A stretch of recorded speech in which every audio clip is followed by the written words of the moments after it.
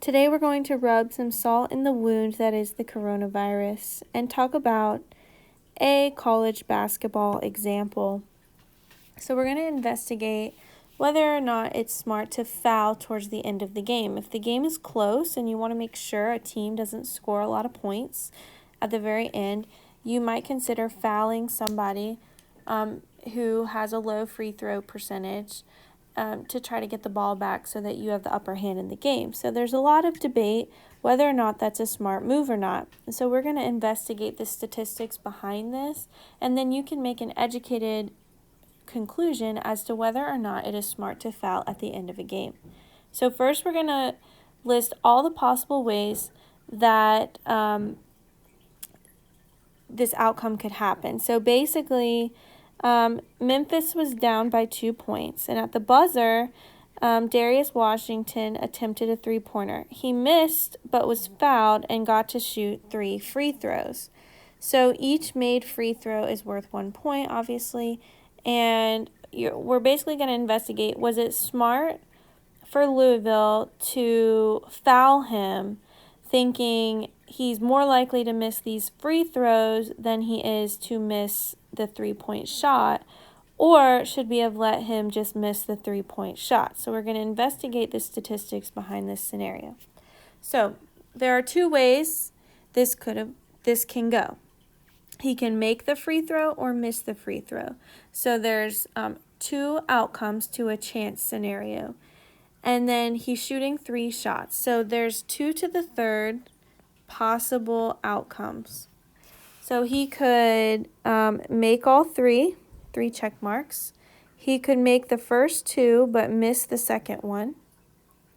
He could make 1, miss 1, then make 1. He could miss the first one but make the next 2. He could make the first one but miss the next 2. He could miss 1, make 1, then miss 1. He could miss the first 2 but make the third one. Or he could miss all 3. And so now let's talk about the scenarios in which Memphis will win, go to overtime, or lose the game. So the ways that he wins is if he makes all 3 shots. So that's only the first one where he makes all 3. And he is a 72% free throw shooter.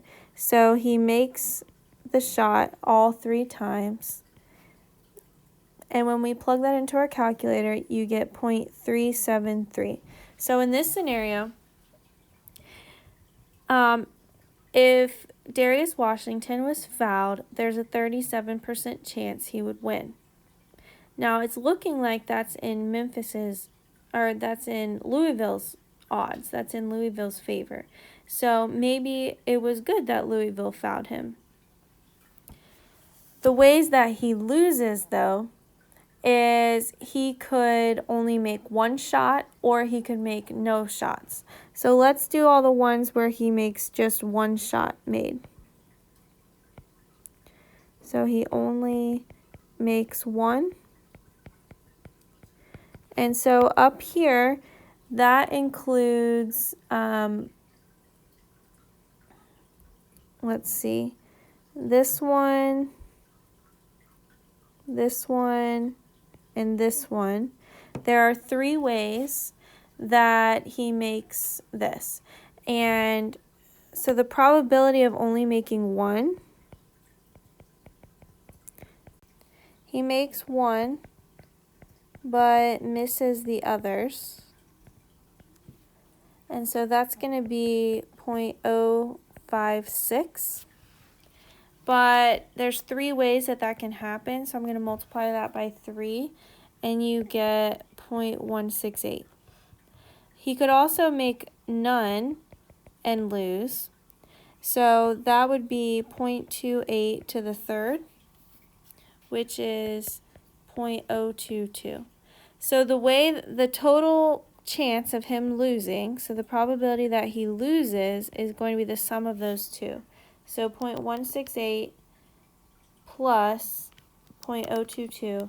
So there's a 19% chance that they lose by being fouled. So there's a 19% chance that Memphis loses, there's a 37% chance that they win, and then the probability they go into overtime is he makes 2 of the shots. So that's 1, 2, 3 different ways that he can make 2 shots. So the probability that he makes 2 shots, that would be 72%, 72%, 28%, which is 0.145. But there's 3 different ways this can happen, so we're going to multiply that by 3, and you get 0.435. So the probability that Memphis wins is 37%. The probability they lose is 19%, and the probability that they go into overtime is 43%. And so now we're going to talk about if it was a good decision for Louisville to foul this 3-point shooter. So we're going to skip number 3. That would be something more we discuss more in class. But the guy who was shooting the 3-pointer, he's a 40% 3-point shooter. So Louisville fouled a 40% 3-point shooter who happens to be a 72% free throw shooter. And so you could debate, yes, they have a 19% chance to lose if by fouling him, which seems good for Louisville, but what are their chances of winning once they go into overtime? So there's only a 37% chance that Memphis wins outright, but there's that 43% chance that it goes into overtime, and then it's anyone's game from there. And so really you just need to support your answer. The chance of losing in regulation is lower, but there's a high chance that they could go into overtime. You would want to try to minimize that overtime probability. And so by fouling, that's not the fouling I want to spell. So by fouling him,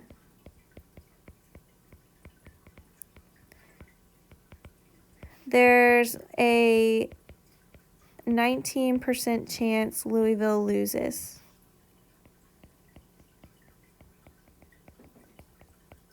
In regulation,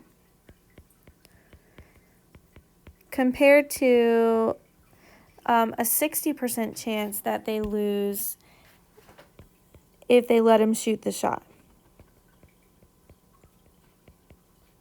Sorry, 40% chance.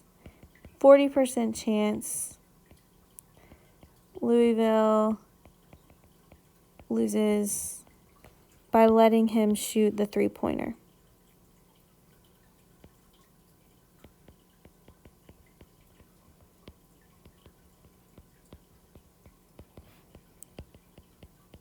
So if they wanted to nail this down in regulation, I could see how by fouling him, it lowers Louisville's chances of losing in regulation. But there's a high chance that it goes into overtime. By fouling, there's a high chance of going to overtime,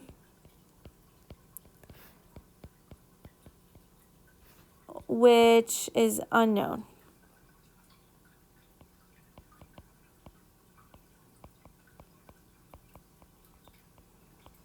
So I'd say in this case, it was probably smarter for Louisville to foul him, take your chances in ending it in regulation or going to overtime.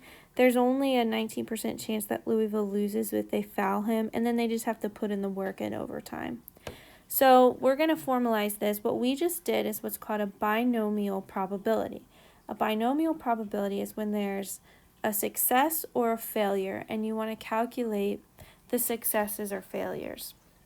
And so on the next page, we're going to formalize these definitions here. We've got what's called a binomial setting. So a binomial setting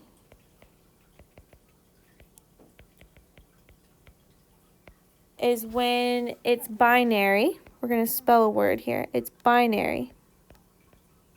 And what that means is you have a success or a failure. So think of flipping a coin. Flipping a coin is binary. You land on heads, you land on tails. You land on heads or you don't land on heads. Independent, every trial is independent. So every time you flip a coin, it doesn't matter what happened on the previous coin flip. Independent trials. In, you are going to have a set number of trials.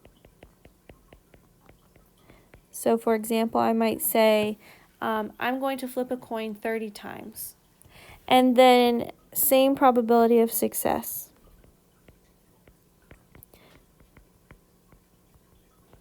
So that means that no matter how many times you do this probability setting, you have the same probability that you have a successful outcome, whether it's the first time you do it or the 50th time you do it. Once you decide it's a binomial situation or a binomial setting because it meets these 4 requirements, then we can calculate probabilities. And so I might ask you, or the question might say something like, what is the probability of X successes in trials? Okay, and so what we need to do is, in general, we're going to figure out the number of possible outcomes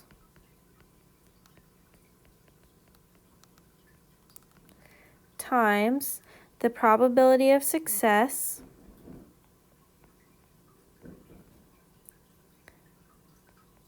times the probability of failure.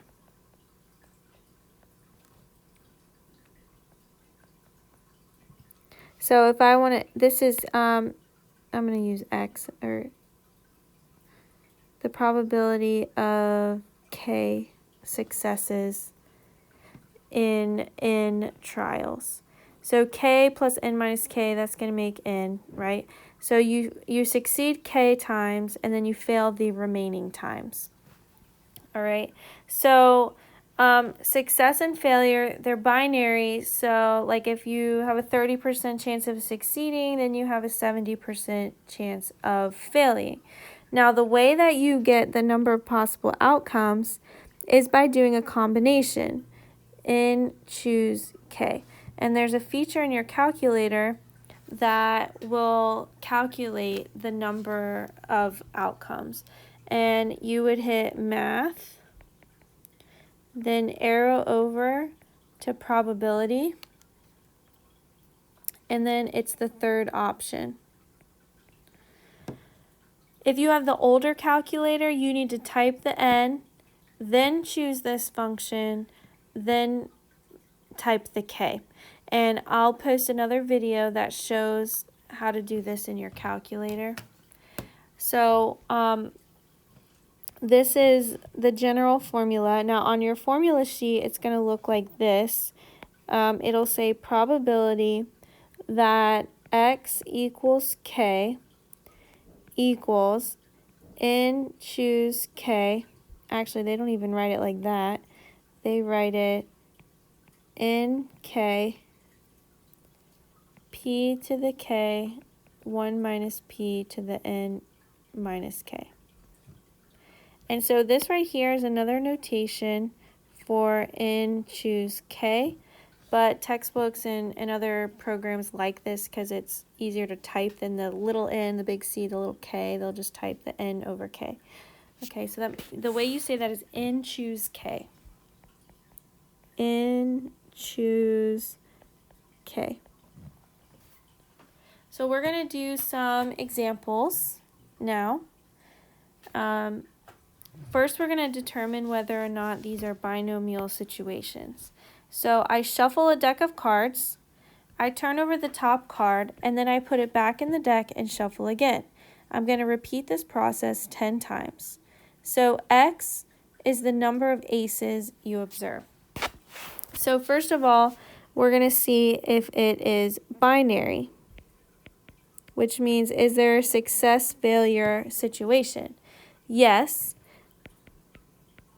You will get an ace or not an ace. The next one is independent. Is each card draw independent of another card draw? And the answer is yes, and that's because you replace the card each time. If we were not replacing the card, then it would not be independent, because then your denominator would be 51 or 50 or 49 and things like that. So because you replace the card, it's independent. Did they give you a number of trials? Yes, they did. We're doing this 10 times. And then the last one, same probability each time. That no matter how many times we do this, there's 4 aces. So P is 4 out of 52. So yes, this is a binomial setting. Yes, binomial. The next scenario, you're choosing 5 students at random from your class. So Y is the number of students who are over 6 feet tall. So let's start with B for binary. Yes, this is binary because you're either over 6 feet or you're not over 6 feet. The next one is independent. So this is not independent because they didn't replace the student. So once you choose student number 1, that's one less person who is either over or under 6 feet. So you would, you're picking 5 students, so the number of students goes down each time. So there's no replacement here. And so once you get a no, you can stop there. So it's not binomial.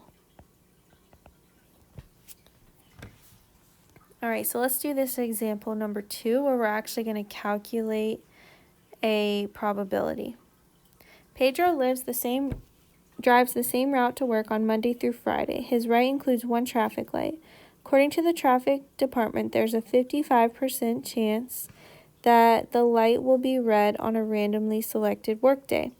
So suppose we choose 10 of Pedro's workdays at random, and Y is the number of times that the light is red. So Y is a binomial random variable because it meets bins. So B, it's binary.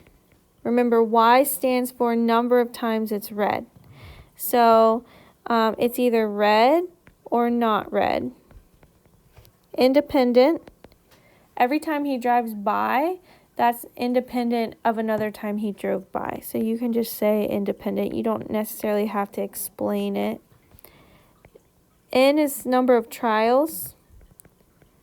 He drives by 10 times. So N equals 10. And then same probability of success. Every time, it's not like the light is reprogrammed every time. So the probability it's red is 0.55. And so we're trying to find the probability that on 7 days, the light is red. So I drive by 10 times, and 7 of those times it's red. So we know that N equals 10 and P equals 0.55. So I have 10 choose 7 times the probability of success to the 7th power. I want it to be red 7 times, times the probability it's not red to the 3 times, because it's red 7 times and 3 times it's not. And so I can simplify that a little bit using the calculator. Math probability option 3 lets me do 10 choose 7, and that's 120. There's 120 different combinations of getting 7 red lights. times 0.55 to the 7th times 0.45 to the 3rd. So I'm going to type that in my calculator.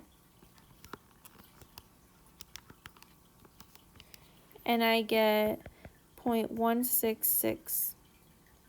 And so the probability that the traffic light is red on exactly 7 days that I go by is 0.166. So I'm going to post the answers to the notes on the next page so that you can have another way of having these notes formalized. And in the next video, I'm going to do some more examples where you're actually calculating the probabilities. If you want to be able to copy down these notes so you have an extra set of definitions, go ahead and pause your video here and copy them down. And I'll also write the answers to the examples below. Here are the answers to the examples. B is usually a point of contention because people argue that basketball shots are not independent. Well, in the long run, no, because that's the whole point of practicing. But in the short run, yes, they're independent of one another. Now, where you could argue is that there's not the same probability of success because from different locations around the court, you have different probabilities of making the shot. If you were just shooting free throws, you could probably say that yes, this was a binomial setting in the short run, obviously. So do some of your homework problems and make sure that you are solid with this. And of course, I'm always available during office hours to answer your questions.